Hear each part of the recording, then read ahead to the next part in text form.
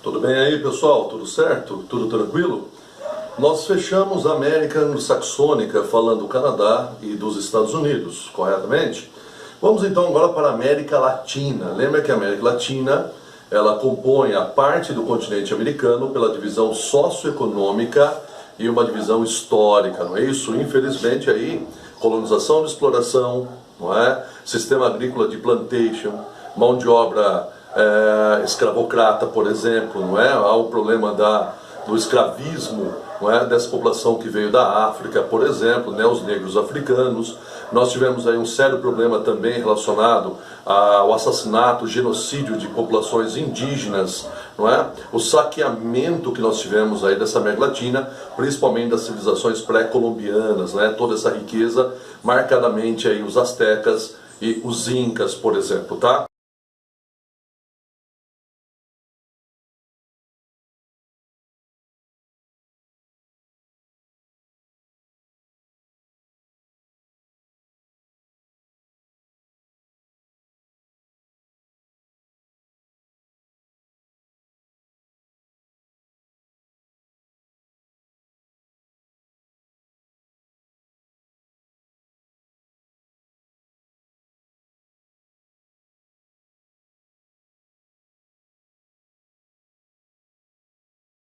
Bom, muito bem. Sobre essa América Latina, falamos do México, correto?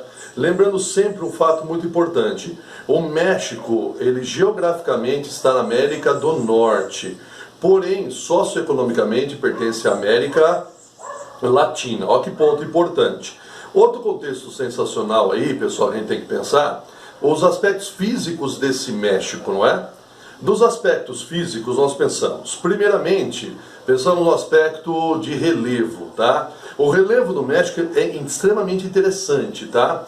O México, ele pertence também ao Círculo de Fogo do Pacífico, correto? Então, o México, ele apresenta, não é? Porções montanhosas chamadas de Sierras Madres.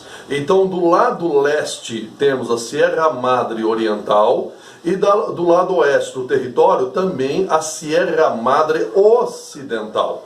E entre as Sierras Madres há uma região elevada e plana, tudo bem? Chamado de altiplano, onde há a principal concentração populacional do país, concentração industrial do país, ficam aí nos famosos altiplanos mexicanos, né? E como a gente já fala em altiplano, uma área elevada, tudo bem? Plana, mas entre elevações, que são as Sierras Madres, tá? Há um problema ambiental seríssimo chamado inversão térmica, né? Principalmente aí no outono, no inverno, na madrugada, primeiras horas da manhã, o ar frio desce das encostas, o ar frio, alta pressão, fica junto à superfície, empurra o ar quente para cima, então há uma troca térmica, daí o nome inversão térmica, o ar frio embaixo, o ar quente em cima.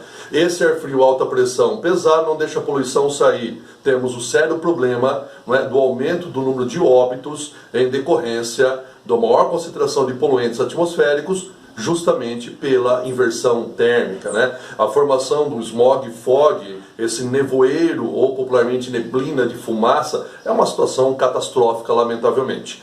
Muito bem, já que ele pertence ao Círculo de Fogo do Pacífico, então o México é extremamente instável geologicamente, tá?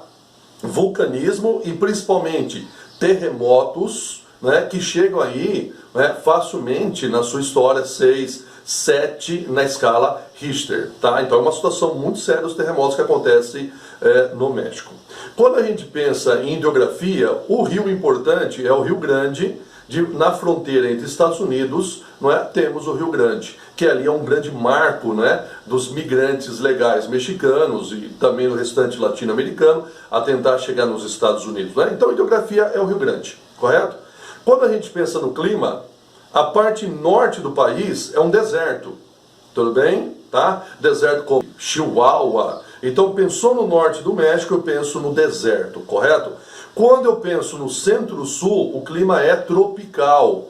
Por isso que os principais sistemas de plantation no país estão concentrados mais aonde? No centro-sul. Aonde a população está concentrada? No centro-sul.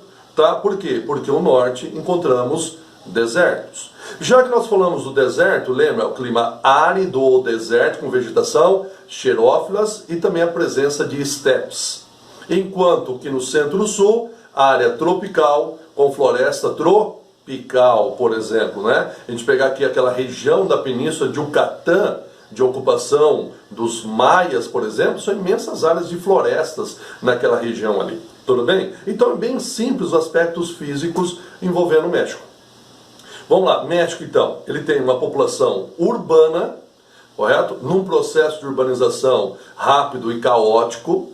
Então o México sofre de macrocefalia urbana, tá? Proveniente do inchamento urbano, tá? Cidades fragmentadas, marcadas aí por, né, uma elite ocupando uma área, surgimento de condomínios. Do outro lado vou ter o quê? A formação de aglomerados subnormais, as favelas. Vamos ter o problema dos cortiços, por exemplo, não é isso? Então é parecido com o esquema do Brasil, tá? O mesmo contexto. Urbanização rápida, caótica, macrocefalia urbana, desigualdade socioeconômica, má distribuição de renda, cidades fragmentadas socioeconomicamente, trânsitos de uma forma caótica, mobilidade urbana realmente problemática, né? Então é fácil você relacionar com o Brasil, tudo bem? Lembrando que o México tem a segunda população, tá, latino-americana absoluta, logicamente atrás do Brasil. Estamos falando de um país de mais de 100 milhões de habitantes, tudo bem?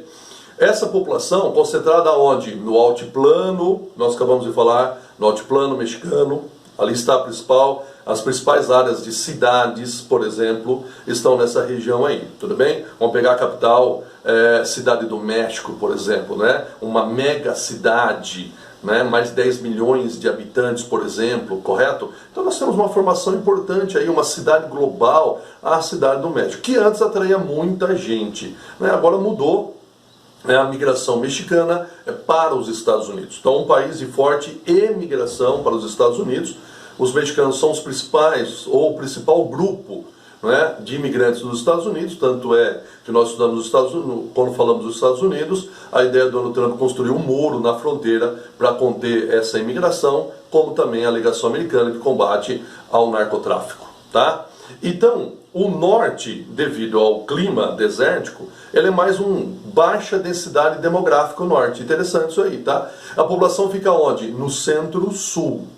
Tá? Concentrada no centro-sul e nos altiplanos mexicanos. Olha que detalhe importante. Uma população urbana, uma população com sérios problemas socioeconômicos, uma população marcada por uma grande violência lá no norte, devido à presença dos cartéis do tráfico de drogas, como Sinaloa, por exemplo, Los Zetas e outros, né, grupos ligados ao narcotráfico, que marcam aí o domínio, lutam pelo domínio territorial do extremo norte do México aí, numa verdadeira guerra, né, de cartéis de drogas que acabam aí provocando uma violência exacerbada, lamentável, não é? Que nós encontramos. Então isso é um ponto importante que nós temos que pensar.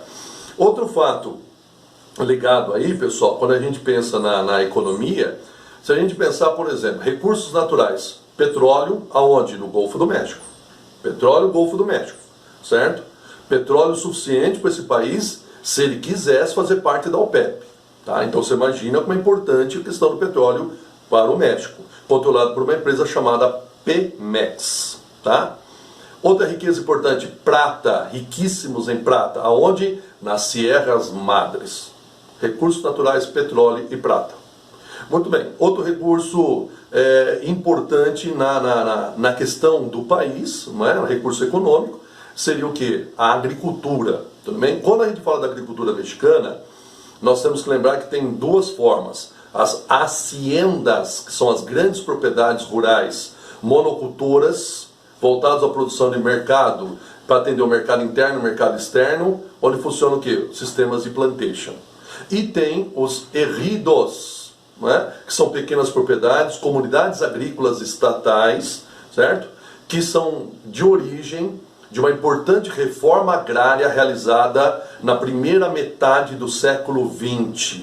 Tudo bem? Lembra que nós vamos ter até influência vindo, tá, da Revolução Mexicana em 1910, por exemplo, Emiliano Zapata, não é? Pancho Villa. Então esses ideais, uma visão um pouco mais socialista, de fazer uma grande reforma agrária, e realmente ela foi realizada no México, talvez aí a maior da América Latina. Já que nós estamos falando de Emiliano Zapata, não podemos esquecer que a região mais miserável do México fica no centro, fica no sul, lá no extremo sul. Então esse sul é uma região muito pobre, elevada população indígena, não é, nessa região, e ali teve na década de 90 o surgimento até de uma guerrilha, tá, chamada Exército Zapatista de Libertação Nacional, tá, lutando o quê? Contra a globalização, contra o neoliberalismo, né, pelos direitos dos povos indígenas, tudo bem? Por chamar a atenção do governo, tá, para a situação precária socioeconômica dessa população do extremo sul mexicano. Cuidado no vestibular, não foi, né? Ainda ela está presente, mas não tem a mesma força do que foi nos anos 90. Então nós temos as haciendas e os ejidos, certo? Nesse processo aí, que lógico quem comanda são as haciendas, grandes fazendas, os latifúndios, né? Pensa dessa forma.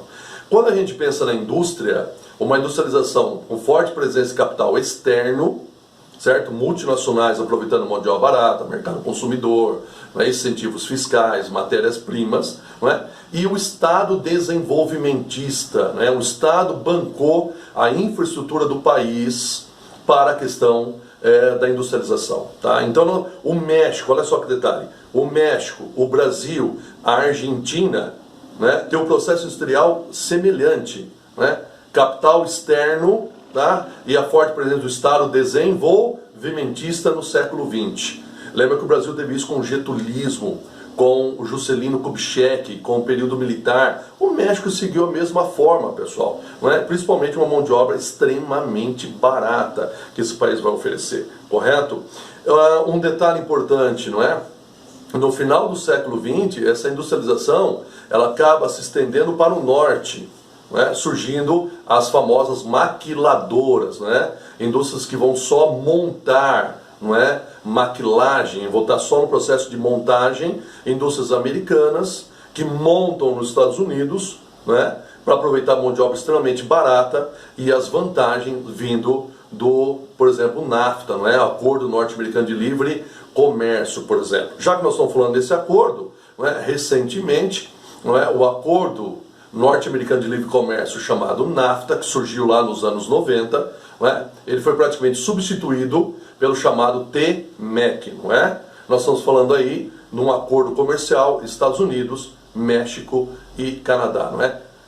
Nós temos a porção TMEC, quer dizer, Trade, Comércio, México, Estados Unidos e Canadá, tá? Por quê? Porque o Donald Trump sentia que os Estados Unidos estavam sendo prejudicados nesse livre comércio, ele chama esses dois países, não é? Contra o Canadá ele adota protecionismo, ele ameaça adotar contra o México, não é? O México precisa do mercado econômico americano, como mercado consumidor, ele necessita dos Estados Unidos, ele depende do mercado americano, hoje ainda reduziu bastante por causa da China, tá?